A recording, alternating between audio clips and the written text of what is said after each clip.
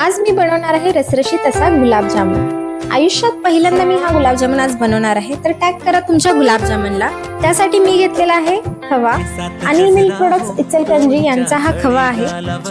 त्याच्यामध्ये मी मैदा थोडासा मिक्स करून घेतला आणि त्याचे हवे त्या शेप मध्ये गोळे बनवून घेतले। पहिलाच एक्सपिरियन्स आहे, त्यामुळे देवाचं नाव घ्यायला लागते।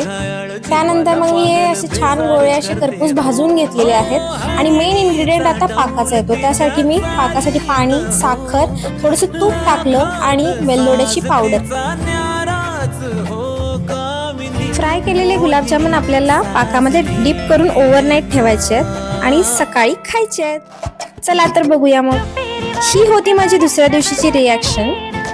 2 गुलाबजामुन संपवून मग मी ऑफिससाठी जायला निघाले आणि माझ्या कलिगसाठी पण पॅक केले।